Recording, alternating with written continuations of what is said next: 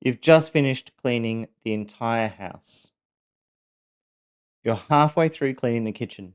The dishes are piled up on one side of the sink, the counter half wiped, the floor is still sticky. You've been at it for half an hour already. And she walks in. She looks around and says, "Wow, you're so good at this. I'd just mess all this up." Then she sits down at the table, opens a laptop, and starts scrolling through social media. It sounded like a compliment, but you're exhausted. The mess was made by the both of you. And somehow her inability to clean has become your responsibility.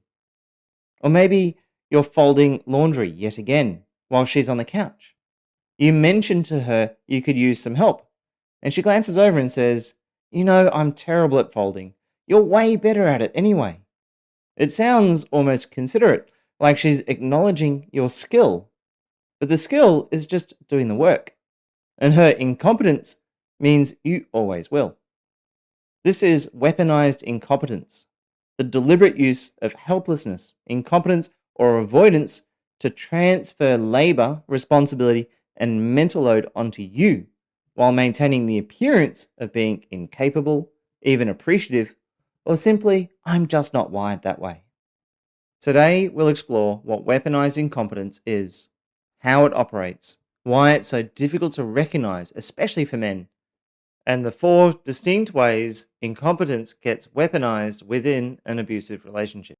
We'll also cover practical tools you can use to protect yourself when you're still living within this dynamic. For those of you who are new here, this is Stand Again, a lived experience platform for male victims of family violence.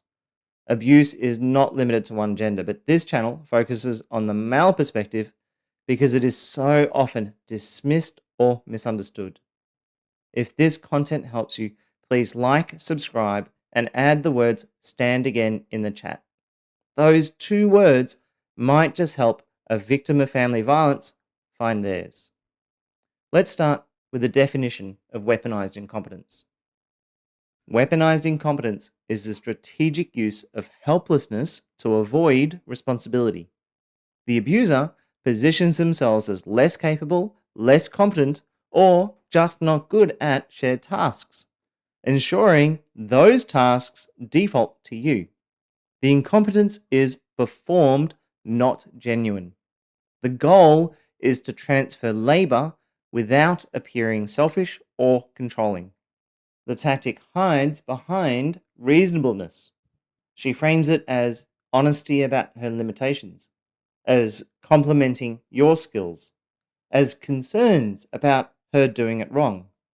These frames make the refusal feel considerate rather than exploitive, making it nearly impossible to challenge without seeming harsh or ungrateful. Abusers use this tactic because it's low risk and high reward. She avoids work while maintaining a positive image.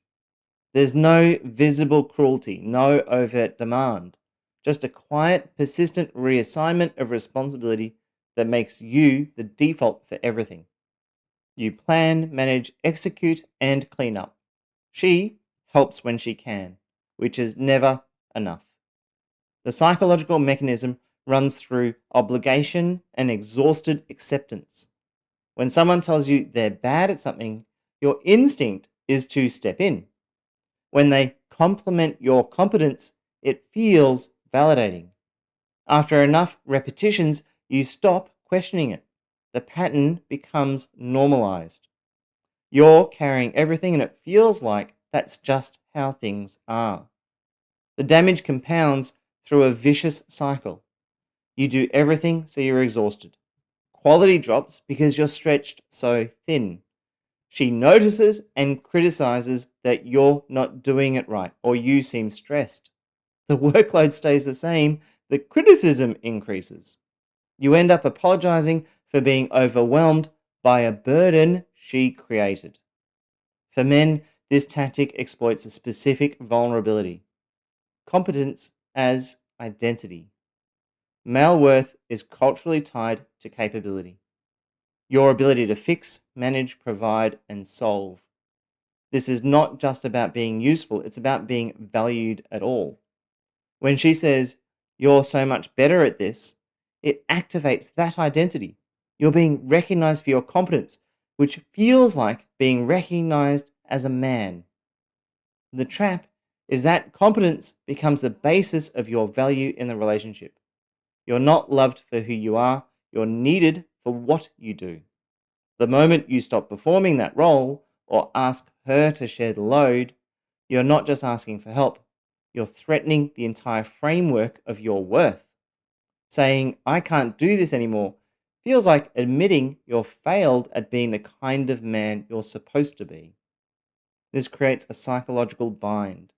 You can't ask for help without feeling inadequate.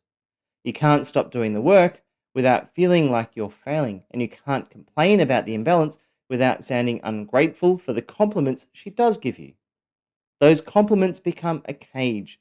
They validate you just enough to keep you compliant while ensuring you never question why validation is tied to your labor in the first place. Let's now take a look at 4 specific ways incompetence is weaponized to make you do all the work. Compliment as deflection is when praise becomes the excuse for avoidance.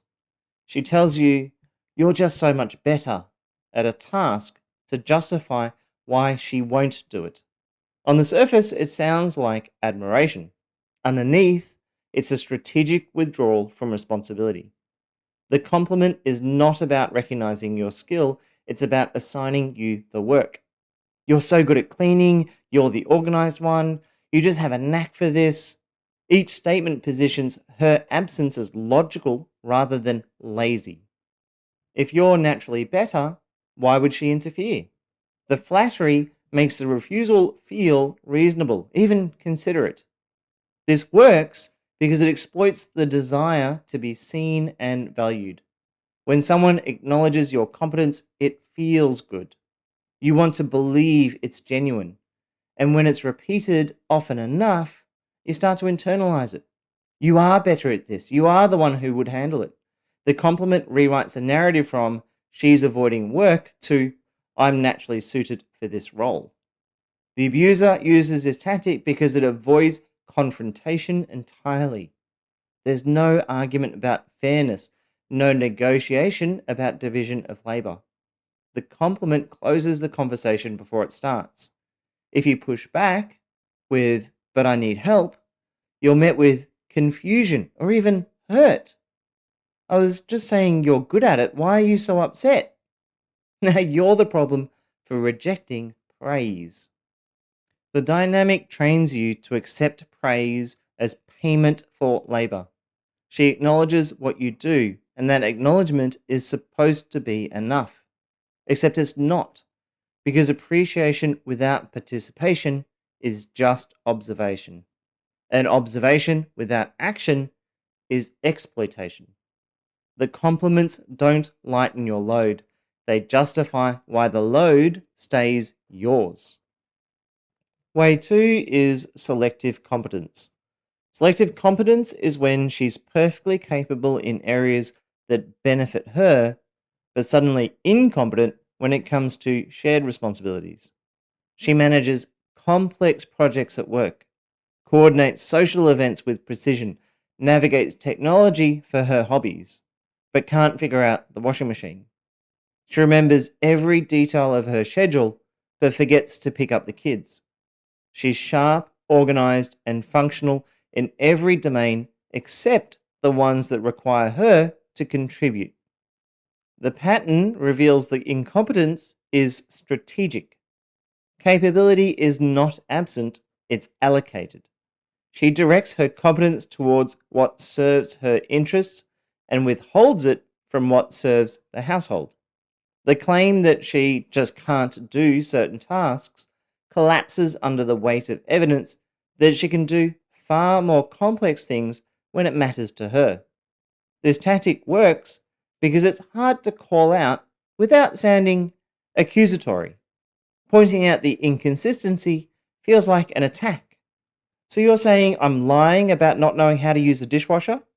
The conversation shifts from the pattern to your tone, your suspicion, your lack of trust. The selective nature of her incompetence becomes impossible to address directly because doing so requires you to essentially accuse her of faking it. The abuser uses selective competence because it allows her to maintain a public image of capability while privately avoiding work. To outsiders, she's functional, organized, successful. To you, she's helpless with domestic tasks. The split protects her reputation while ensuring you carry the load. If you complain, others won't believe you. They've seen her manage far more difficult things. She's not incapable. She's selectively incompetent. And the selectivity always works in her favor. Way 3 is learned helplessness. Learned helplessness is the chronic performance of inability. You'll hear things like, I just messed this up, or I don't know how, or even just, I'm terrible at doing this. The claims become a permanent shield against participation. She positions herself as fundamentally incapable, not just in this moment, but as a fixed characteristic. The message is clear. Do not expect me to do this because I can't. The performance relies on repetition and resistance to learning. The first time she says she doesn't know how to do something, it seems reasonable. You offer to teach her, she watches, she nods, maybe even tries once or twice. But the next time the task comes up, the helplessness returns. I forgot how, I'm just not good at it. You show her again and again, and the pattern becomes clear. She's not trying to learn. She's performing inability while rejecting every pathway to competence. Sometimes the rejection is direct. Your offers to teach are met with deflection or even anger. You might hear things like, I'll just slow you down, or maybe later, but later never comes. Or she turns it right back on you. You never explain things properly. If you knew how to teach someone, then I would know. You always help others, but you never show me. All of which are complete fabrications and lies.